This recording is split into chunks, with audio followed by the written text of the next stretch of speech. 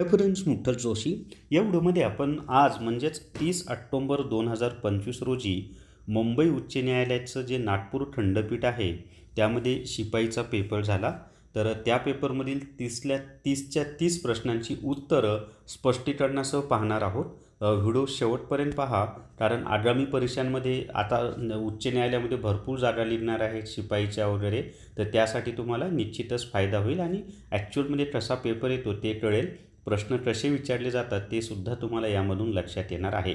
तर व्हिडिओ शेवटपर्यंत पहा. या व्हिडिओला सर्वांनी लाईक करा, शेअर करा आणि विठ्ठल जोशी जे आपले यूट्यूब चॅनल आहे ते सबस्क्राईब करा. जर तुम्हाला आगामी न्यायालय भरतीसाठी ई बुक घ्यायचा असेल तर प्ले स्टोअरवरून विठ्ठल जोशी ॲप डाउनलोड करा आणि न्यायालय भरती ई बुक विकत घ्या.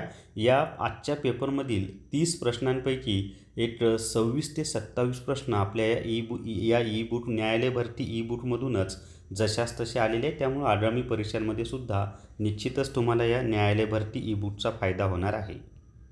तर या ठिकाणी पहा, मुंबई उच्च न्यायालय नागपूर खंडपीठ शिपाई पेपर 30 ऑक्टोबर 2025. आता पहिला प्रश्न आहे, पेनिसिलिनचा शोध कोणी लावला? तर पेनिसिलिन हे जे अँटीबायोटिक्स आहे ना त्याचा शोध अलेक्झांडर फ्लेमिंग यांनी लावलेला आहे. कधी लावला? तर 1928मध्ये. कुठे लावला? तर सेंट मेरी हॉस्पिटल लंडन या ठिकाणी लावलेला आहे. दुसरा प्रश्न आहे, आचार्य विनोबा भावे यांचा आश्रम कुठे आहे? तर आचार्य विनोबा भावे यांचा जो आश्रम आहे तो पवनार या ठिकाणी आहे. आता पवनार नेमकं कुठं आहे?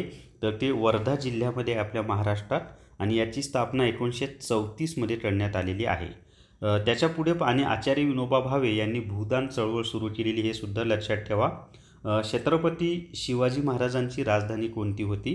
तर आपले शिवरायांची राजधानी ही रायगड होती. आता त्याच्यामध्ये पहिली राजधानी राजगड होती, दुसरी राजधानी रायगड म्हणजे स्वराज्याची, त्याच्यानंतर स्वराज्याची तिसरी राजधानी ही सातारा झालेली आहे. तर हे तिन्ही लक्षात ठेवा तुम्ही. त्याच्या पुढे पहा, भारताच्या पहिल्या महिला राज्यपाल कोण? तर भारताच्या पहिल्या महिला राज्यपाल ह्या सरोजिनी नायडू आहेत आणि त्या उत्तर प्रदेश या राज्याच्या राज्यपाल होत्या. सरोजिनी नायडू यांना गानकोकिळा असं सुद्धा म्हटलं जातं. पुढचा प्रश्न आहे, भारताची राज्यघटना कधी स्वीकारली? तर भारताच्या राज्यघटनेचा स्वीकार हा 26 नोव्हेंबर 1949 या दिवशी झालेला आहे आणि याची अंमलबजावणी 26 जानेवारी 1950ला झालेली आहे. महाराष्ट्राचे पहिले मुख्यमंत्री कोण? तर महाराष्ट्राचे पहिले मुख्यमंत्री यशवंतराव चव्हाण हे आहेत. 1 मे 1960ला जेव्हा महाराष्ट्राची निर्मिती झाली तेव्हाच ते मुख्यमंत्री झाले. रातांधळेपणा कोणत्या जीवनसत्वाच्या कमतरतेमुळे होतो? तर रातांधळेपणा हा आजार अजीवनसत्वाच्या कमतरतेमुळे होत असतो. अजीवनसत्व हे त्याचं उत्तर आहे. त्याच्या पुढे पाहता, पृथ्वीच्या पृष्ठालगत वातावरणाचा कोणता थर असतो? तर पृथ्वीच्या पृष्ठालगत वातावरणाचा मराठीमध्ये तपांबर हा थर असतो आणि त्याला इंग्लिशमध्ये ट्रॉपोस्फियर असं म्हटलं जातं. विजेच्या बलामध्ये, इथं बलामध्ये नाही बल्बमध्ये कोणती तार वापरली जाते? तर विजेचा जो बल्ब असतो किंवा लाईट असतो त्याच्यामध्ये टंगस्टन ही तार वापरली जाते. त्याची संज्ञा W आहे ते पण माहिती असू द्या. इंडियन इंडिपेंडन्स लीगची स्थापना कोणी केली? तर इंडियन इंडिपेंडन्स लीगची स्थापना रासबिहारी बोस यांनी केलेली आहे आणि रासबिहारी बोस यांनीच आझाद हिंद सेनेची सुद्धा स्थापना केली आणि पुढे आझाद हिंद सेनेचं नेतृत्व नेताजी सुभाषचंद्र बोस यांनी केलेलं आहे. पुढचा प्रश्न आहे, जगातील सगळ्यात तरुण बुद्धिबळ विजेता कोण आहे?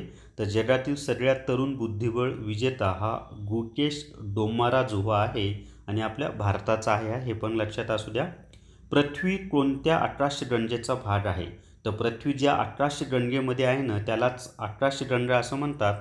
इंग्लिशमध्ये आपण त्याला मिल्की वे गॅलेक्सी असं म्हणत असतो. हिराकूड धरण कोणत्या नदीवर आहे?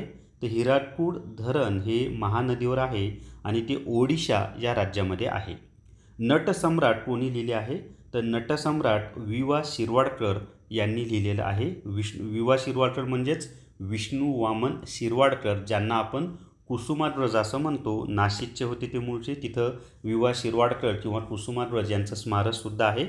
भावार्थ दीपिका कोणी लिहिली आहे? तर भावार्थ दीपिका हा जो ग्रंथ आहे हा संत ज्ञानेश्वर महाराज यांनी लिहिलेला आहे.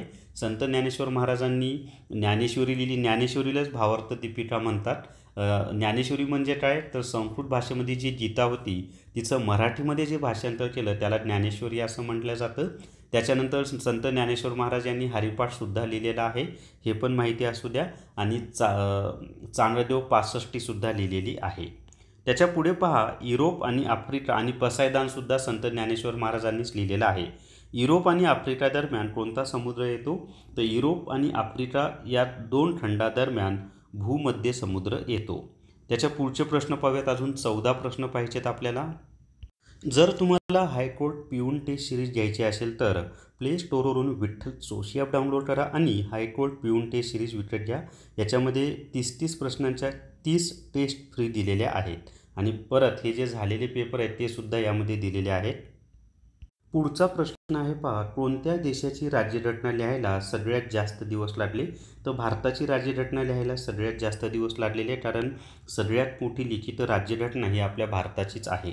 भारतीय राज्यघटना तयार करण्यात येत होती तेव्हा संविधान सभेचे अध्यक्ष कोण होते, तर भारतीय राज्यघटना जेव्हा तयार करण्यात येत होती ना तेव्हा संविधान सभेचे अध्यक्ष डॉक्टर राजेंद्र प्रसाद हे होते. त्याच्या पुढे पहा, आणि डॉक्टर राजेंद्र प्रसाद हे पुढे भारताचे पहिले राष्ट्रपतीसुद्धा झाले आणि आत्तापर्यंत सर्वात जास्त काळ राष्ट्रपती पदावर राहिलेली व्यक्ती डॉक्टर राजेंद्र प्रसादच आहेत. वंदे मातरम कोणी लिहिले, तर वंदे मातरम बंकिमचंद्र चटर्जी यांनी लिहिलेलं आहे. किनारपट्टीला लागून भारताचे किती राज्य आहेत, तर किनारपट्टीला लागून भारताचे 9 राज्य आहेत. ते 9 राज्य कोणते माहीत आहे का, तर गुजरात, महाराष्ट्र, गोवा, कर्नाटक, केरळ, तमिळनाडू, आंध्र प्रदेश, ओडिशा आणि पश्चिम बंगाल हे ते 9 राज्य आहेत. 9 राज्यांची नावं मी तुम्हाला सांगितलेली आहेत. महाराष्ट्राच्या सीमेलगत किती राज्ये व कोणती आहेत, तर महाराष्ट्राच्या सीमेलगत एकूण 6 राज्ये आहेत. त्याच्यामध्ये गुजरात, मध्य प्रदेश, छत्तीसगड, तेलंगणा, कर्नाटक आणि गोवा ही ती 6 राज्ये आहेत. त्याच्या पुढचे प्रश्न पाहूयात आता. नंतरचा प्रश्न आहे, पांढऱ्या सोन्याचा जिल्हा कोणता ओळखला जातो, तर पांढरं सोनं म्हणजे कापूस. तर कापूस उत्पादनासाठी प्रसिद्ध जिल्हा कोणता आहे, यवतमाळ. यवतमाळ हे त्याचं उत्तर आहे. विधानसभेचे नागपूर अधिवेशन कोणत्या करारानुसार होते, तर आपल्या महाराष्ट्राच्या विधानसभेचं जे हिवाळी अधिवेशन आहे ते नागपूरला होतं आणि पावसाळी अधिवेशन मुंबईला होतं. मध्यंतरी त्यात बदलही केला होता. मुंबईत पावसाळ्यात पाऊस जास्त असतो म्हणून पावसाळी अधिवेशन नागपूरला केलं होतं आणि हिवाळी मुंबईला. आता परत ते बदललेलं आहे. तर नागपूर करार जो की 28 सप्टेंबर 1953 या दिवशी झालेला आहे, त्या करारानुसार विधानसभेचं नागपूर अधिवेशन होतं. त्याच्या पुढे पहा, राज्यसभेचे अध्यक्ष कोण असतात, तर राज्यसभेचे पदसिद्ध अध्यक्ष हे भारताचे उपराष्ट्रपती असतात आणि त्यांना राज्यसभेचे अध्यक्ष म्हणूनच वेतन आणि भत्ती मिळत असतात. रिश्टर स्केलने काय मोजले जाते, तर रिश्टर स्केलने भूकंप मोजला जातो. भूकंपाची तीव्रता मोजण्याचे एकक रिश्टर स्केल आहे. मेजर ध्यानचंद कोणत्या खेळाशी संबंधित आहेत, तर मेजर ध्यानचंद हे हॉकी या खेळाशी संबंधित आहेत. अभिनव बिंद्रा कोणत्या खेळाशी संबंधित आहे, तर अभिनव बिंद्रा हा नेमबाजी या खेळाशी संबंधित आहे. एक अश्वशक्ती म्हणजे किती वॅट, तर एक अश्वशक्ती म्हणजे 746 वॅट. त्याच्या पुढे पहा, मॅकमोहन रेषा कोणत्या 2 देशांमध्ये आहे, तर मॅकमोहन रेषा ही भारत व चीन या 2 देशांदरम्यान आहे. त्याच्यानंतर ड्युरंड रेषा ही भारत आणि अफगाणिस्तान यांच्या दरम्यान आहे. तसंच ती पाकिस्तान व अफगाणिस्तानच्या दरम्यानसुद्धा आहे आणि भारत व पाकिस्तानच्या दरम्यान रॅडक्लिफ नावाची रेषा आहे, म्हणजे सीमारेषेला नावं दिलेली आहे ती. सतीप्रथा बंद करण्यामागे कोणत्या समाजसुधारकाचा मोठा वाटा येतो, तर राजाराम मोहन राय यांच्या प्रयत्नामुळे सतीची प्रथा बंद झालेली आहे. आणि कमेंट करून सांगा सतीबंदीचा कायदा कधी झाला आणि कोणत्या गव्हर्नर जनरलच्या काळात झाला. लॉर्ड विल्यम बेंटिक याच्या कालावधीमध्ये सतीबंदीचा कायदा झाला, पण तो कोणत्या वर्षी झाला ते मला कमेंट करून सांगा. सर्वांना त्याचं उत्तर माहिती आहे.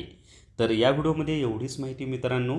आपलं न्यायालय भरती ई बुक आहे, तसंच पिऊन टेस्ट सिरीजसुद्धा आहे, हायकोर्ट पिऊन टेस्ट सिरीज. ते दोन्ही कोर्स आपल्या विठ्ठल जोशी ॲपमध्ये उपलब्ध आहेत.